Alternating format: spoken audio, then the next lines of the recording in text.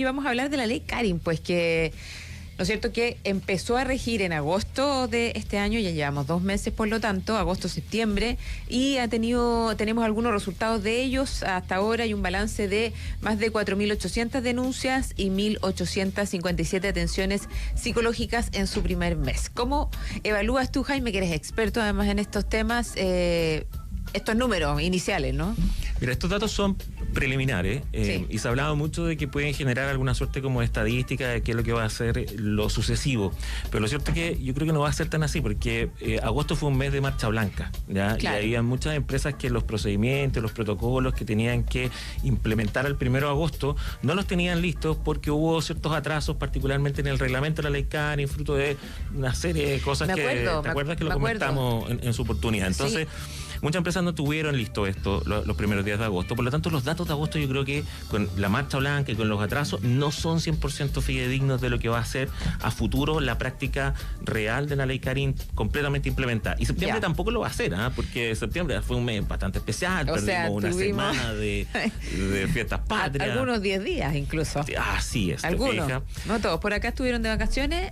Algunos también. Algunos llamados Oscar Garrido, particularmente. No. Pero aún así, tenemos estos datos que son importantes de identificar, porque al menos van a generar alguna suerte de patrón, ya que yo creo que los números van a crecer. ¿Ya? ¿Tú crees que van a crecer? Yo creo que van a crecer porque vamos a tener, ya no en septiembre, yo creo que los números de octubre y noviembre van a reflejar realmente lo que es una ley más implementada, mejor, en fondo asimilada por parte de las empresas y por los trabajadores. Jaime, ¿tú crees que las empresas ya en su totalidad han logrado poder implementar y ajustar todas estas normativas dentro de las organizaciones? Al menos yo te diría que gran parte de las empresas, al menos con las que nosotros nos ha tocado trabajar, lo implementaron antes y durante ya estos primeros 2 meses han podido ya materializar los ajustes a sus reglamentos internos, a los procedimientos, a los protocolos, y eso ya lo tienen bastante difundido y han iniciado capacitaciones a efectos de concientizar a sus propios trabajadores, a sus ejecutivos respecto de qué es lo que involucra esta ley, cuáles son los conceptos que hay que tener cuidado. Pero todavía hay empresas, particularmente las de menor tamaño, que han estado en el fondo, que tienen menos recursos, menos conocimiento, y que yo creo que ahí hay un desfase todavía en la implementación. Pero lo que es a nivel de medianas y grandes empresas, yo creo que ya todas están debidamente documentadas con los protocolos y los procedimientos en sus reglamentos internos, y han iniciado una serie de capacitaciones durante hartos meses antes y en estos meses de la implementación. Ya están trabajando en ello, firme, ya tienen las capacitaciones, las regulaciones, los protocolos, ya están en eso. A nosotros nos ha tocado mucho capacitar, mucho, a dirigentes, a ejecutivos, a los gerentes de las empresas, y de ahí uno va bajando a nivel de lo que son ya más los niveles profesionales y la gente más del área operativa de administración. Pero eso, a nivel de empresas, como te digo, grande, ya está la concientización de la importancia de eso y lo han bajado. Pero los números igual van a implicar, con estos procedimientos ya implementados o todavía no, van a reflejar una alza, y una alza yo creo que asociada principalmente al hecho de que si bien esto apunta a una prevención, cuando la gente toma conciencia de que, por ejemplo, el sobrenombre, que el trato que eventualmente antes le parecía más o menos normal, ahora con la concientización de que puede constituir acoso, hostigamiento, menoscabo, puede ser objeto de alguna denuncia, eso va a implicar de que va a existir una alza en las denuncias, y es esperable que así sea. Ahora, no todo significa que, no toda denuncia, acoso va a terminar teniendo una sentencia determinada, ¿no? Va a terminar o acogiéndose, porque a veces se confunde lo que es el poder de dirección del empleador propiamente tal con actos de acoso. Y también hay que tener presente que no todos los actos de acoso son aquellos que conllevan eventualmente a un despido, son los actos de acoso graves, debidamente comprobados. De lo contrario, si son actos menores de una relevancia importante, no es un acoso grave, puede ser una amonestación, por ejemplo. Ya, y una amonestación, ¿qué significa, por ejemplo? Así como en la práctica. Acá nosotros en Chile estamos bien limitados con el tema del rango de las sanciones disciplinarias que tiene el empleador para efectos de llegar a establecer una suerte como de condena o pena por algún acto de acoso. Tenemos una multa que es de 1/4 de la remuneración diaria, un 25% de tu remuneración diaria, que es bastante poco, no es nada. Perdón, para personas puede ser importante, por supuesto, pero si piensas en una remuneración, por ejemplo, de una jefatura en una empresa grande o de una subgerencia, un subgerente, claro que un 1/4 de su sueldo en un día no es mucho, evidentemente. No, claro, no tiene un efecto disuasivo. Claro. O sea, si el gallo efectivo. no va a cambiar su actitud, si una persona que tiene una actitud negativa, en el fondo, porque por le ese sacan un caso poco en plata. particular no. Claro. Ahora, fuera de lo que es esa multa, que como bien hablamos meramente, no es disociada, pero es referencial y es muy baja, Sí. después te queda la amonestación escrita, la amonestación verbal y finalmente tienes el despido. El despido, Lo que ya. pasa es que una persona que incurre en actos de baja entidad que conlleva una amonestación, si son sucesivos, si son reiterados Claro. en el tiempo, hay una suerte de sistematicidad y patrón de conducta, bueno, hombre, tendrás que tomar una decisión distinta. 10 veces amonestado a un ejecutivo. No, yo creo que habría que haya la tercera despedirlo de frontón, pues, porque si no te va a generar mucho conflicto dentro de la organización también. Eso, hay que generar una cultura de respeto. Y la cultura de respeto hay que preocuparse de ir manteniéndola en el tiempo y ser consistente con este tipo de sanciones y no tolerar tratos que Igual sean es difícil, Jaime. ¿Tú te has encontrado con algún ejemplo así como medio borde que nos puedas comentar? Mira, yo creo que... Sin dar nombres de empresa, No por daremos nombres, supuesto. pero... Ni de persona.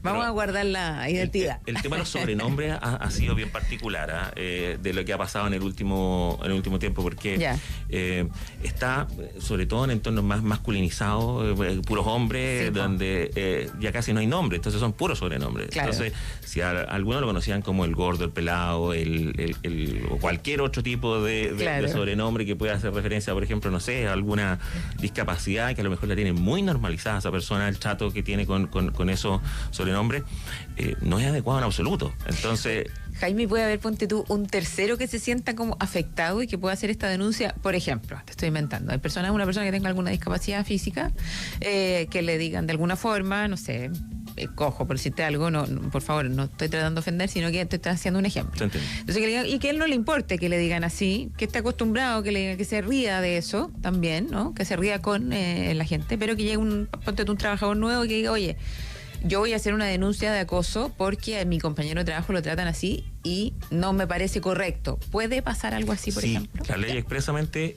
permite que tú puedas hacer ahora denuncias, no solamente cuando tú eres la propia víctima del acto de acoso, sino también cuando es un tercero el que lo está sufriendo. Más allá de que lo quiera él o no denunciar o haya normalizado esa conducta o no. Claro. Pero sí tú puedes hacer una denuncia en favor de un tercero. Lo importante es que tú te individualices y individualices también a ese tercero afectado. Porque no hay que olvidar que las denuncias en este sistema actual no pueden ser anónimas, ¿ya? Tienen que tener nombre y apellido de la persona que denuncia para efecto de que la parte contra la cual se dirige la denuncia pueda ejercer correctamente su derecho a defensa. Claro, lógico, pues si no, imagínate la cantidad de denuncias sin nombre que puede haber y que después, pues una oleada de denuncias y sin cara, pues, si la gente tiene que hacerse cargo también de las cosas que denuncia, ¿no? Oye, si te despiden por ley Karin, Jaime, ¿cuentas con indemnización o no? ¿O no corresponde? Cuando a ti te despiden por una circunstancia que constituye acoso laboral o sexual grave, esa indemnización por años de servicio y la sustitutiva que normalmente los trabajadores tienen en la mente que les corresponde, no procede. Son causales de despido que conllevan 0 pago de indemnización. Solamente la persona se va con sus vacaciones pendientes, nada más. Ah, chuta, es importante ese tema. Pues imagínate una persona que lleva, no sé, más de 10 años trabajando.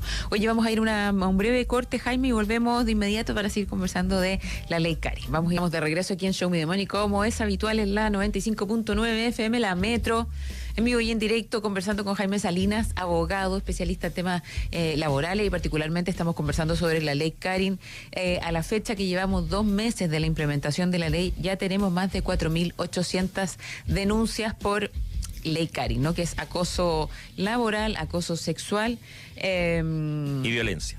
Y violencia, efectivamente, en los lugares de trabajo. ¿De dónde vienen principalmente las denuncias, Jaime? Mira, particularmente los datos que refleja la información que compartió el Ministerio del Trabajo esta semana, nos dan ciertas luces que permiten de alguna manera establecer alguna estadística. En el sector retail es el que concentra aproximadamente el 30% de las denuncias. Mira. Así es. También a nivel como geográfico, Santiago se lleva también cerca del 30% de las denuncias a nivel nacional. Uh-huh. Y en temas de lo que es la temática que se está denunciando, y era esperable también que así fuera, el acoso laboral es el que se lleva el 87% aproximadamente de las denuncias, el acoso sexual cerca de un 6%, y los actos de violencia de terceros el restante 6%. ¿Qué tiene que ver la violencia de terceros? Tiene que ver con, por ejemplo, clientes que maltraten a una persona en un restaurante, a un mozo en un restaurante, a una persona que atiende, que trabaja para la empresa, pero, la persona que trabaja para la empresa es molestada o es violentada por un tercero. Así es, son actos que provienen de gente que no es trabajador de la empresa, como tú bien dices, pueden ser clientes, pueden ser parientes de trabajadores, pueden ser personal de contratistas, que eventualmente tienen algún tipo de acto de violencia verbal o física en contra de tus propios trabajadores. Claro. Y ahí lo que te corresponde a ti, tú no puedes obviamente asegurar que no va a existir una agresión por parte de un cliente, eso es imposible, pero sí puedes establecer medidas preventivas destinadas a disuadir la comisión de ese tipo de actos y también eventualmente actos de mitigación de las repercusiones que tiene un acto de esa naturaleza en tus propios trabajadores. Por ejemplo, disuasivo. En un banco tú tienes guardia de seguridad, tienes cámaras de seguridad y vigilancia que graban y monitorean todo lo que está pasando al interior de la sucursal y por lo tanto sirve el día de mañana para generar la prueba contra aquellos partícipes de ese acto delictual y que se permita la persecución en el fondo de ese delito. Jaime, ¿se capacita, ponte tú, a las personas para poder evitar este tipo de violencia de los terceros en, por ejemplo, en la sucursal? Lo mismo que estábamos conversando. O en una, no sé, pues en el McDonald's, ¿te acordáis? El que era un cuarto de libra. Así es. Que llegó reclamando, golpeando la mesa, que quería su cuarto de libra ahora.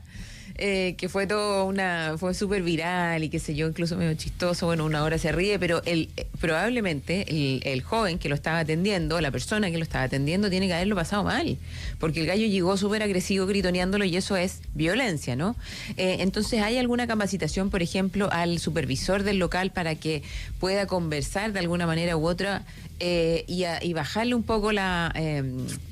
yo creo que casi que una medida de atención psicológica, pero atenderlo, ¿no? De alguna forma, con alguna estrategia que ayude a que bajen los niveles de violencia a la persona que llega así a un local, por ejemplo. Es esperable que se fuera. Lo importante es que las empresas tienen que identificar los lugares en donde se pueden generar este tipo de conflictos con terceros. La primera línea de choque, llamémoslo así, que con clientes y sobre todo, por ejemplo, en líneas de atención de situaciones que pueden ser incluso conflictivas y esto revisado de antemano. Por ejemplo, servicios técnicos. Cuando la gente llega a devolver un producto, a quejarse porque le salió mal, obviamente es esperable que lleguen clientes mucho más molestos que los clientes que llegan a comprar un servicio, a comprar un bien, porque es gente que ya tiene algún tipo de falla en algo que le costó su dinero y tiempo y por lo tanto está defraudado. Entonces, en esa área en particular debiera existir, debiera ser esperable según la estadística del conflicto, de los niveles de atención un poco difícil que pueda haber, que ese personal, que es como la primera línea de choque, tenga cierta capacitación que le permita hacer frente a estos clientes más complicados, más difíciles, que pueden darle las herramientas eventualmente a ellos mismos de poder conducir a esa persona a un estado más calmado de atención o a lo mejor derivarlo a ese cliente conflictivo a algún trabajador más especializado, que puede ser como el que en un lugar separado eventualmente todo el grupo de clientes, lo puede atender más en privado, para darle más soluciones, escalar en el fondo la atención a un nivel superior, más preparado. Pero es difícil, ¿cachai? Porque en el fondo, claro, tenés que tener una capacitación adicional respecto de bajarle la revolución a una persona que viene súper agresiva a enfrentarte. Además, es desagradable también para las demás personas, para los demás clientes, uno se ve, todos se ven violentados finalmente cuando pasa una situación así. O en los restaurantes, por ejemplo, si alguien maltrata a un mozo que lo atiende, a una niña, una mesera, claro que uno dice, chuta, ¿qué le pasa a este gallo? Que es desagradable, por último que reclame, pero que se pare, no sé.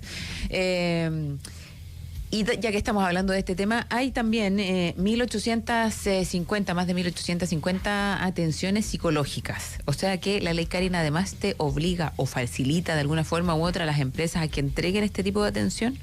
Ya, esa es una muy buena pregunta, porque una de las novedades que tiene la ley Karin dice relación con que cuando tú inicias un procedimiento de investigación porque te llega una denuncia, tienes que tomar medidas de protección respecto a la persona que denuncia, ¿ya?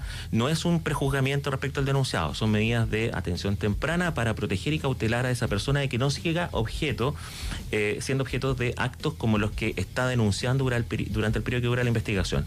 Y ahí tú tienes distintas medidas. Unas son, por ejemplo, separar espacios físicos entre el denunciante y el denunciado, cambiar la jornada de trabajo entre el denunciante y el denunciado para que no se topen, y lo que dice la ley también es que tú puedes derivar a una atención psicológica temprana al denunciante para efectos de que reciba obviamente una contención adecuada médica respecto de lo que le está sucediendo durante este periodo y no tenga que esperar hasta el final de la investigación para ser objeto de algún tipo de atención de esta naturaleza. Y esa atención es, según el entendimiento que hasta ahora está dando la Dirección del Trabajo, no facultativa por parte de las empresas del darlo o no, sino que es obligatoria. Tú tienes que derivarlo a la atención psicológica temprana que ofrezca la mutualidad que administra el seguro de accidentes del trabajo que tú tengas, a la cual estés afiliada, la ACH, la ICT o la Mutual de Seguridad. La Mutual de Seguridad, por supuesto, que es la mejor, de todas maneras.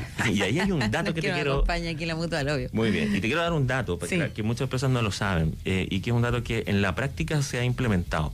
Fíjate que la derivación psicológica temprana, las mutualidades la están exigiendo que sea dentro de las 24 horas siguientes desde la denuncia. Claro.